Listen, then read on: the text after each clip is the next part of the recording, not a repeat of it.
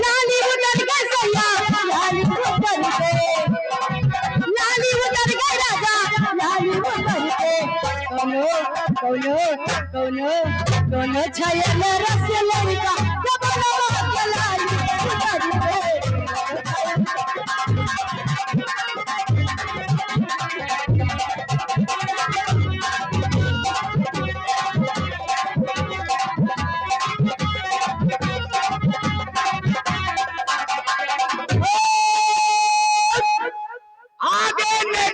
जिला बांके से जो अभी अभी चल के आके पहुंच गए हैं नेपाल टू नेपाल उल्हापुर मेला मालिक प्रधान की तरफ से, नाम न बोलो, ये 500 रुपया 500 रुपया इनाम आया है। होने में शुक्रिया लगाओ भौजी। हेलो एक कुंटल 250 ग्राम ये इत्तेफाक के देते यार राजू आए लगा हो धीरे धीरे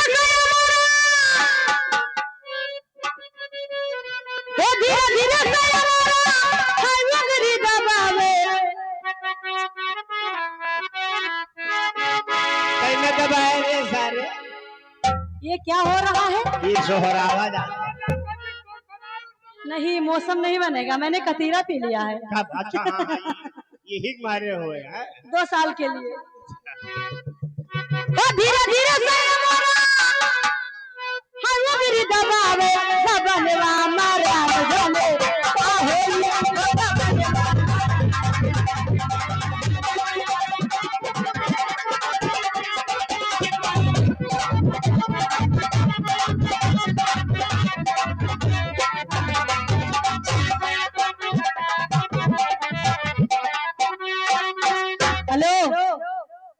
खामोश। अब कोई गीत है? हाँ है। कौन सा वाला है? उनका वही गीत है जो दुनिया कलम गाए रहा हो मेरे। ठीक ओ दीवाने है दीवाने को ना घर चाहिए नजर चाहिए, मोहब्बत भरी एक नजर चाहिए, नजर चाहिए। जवानी में जवानी सहारे हो गया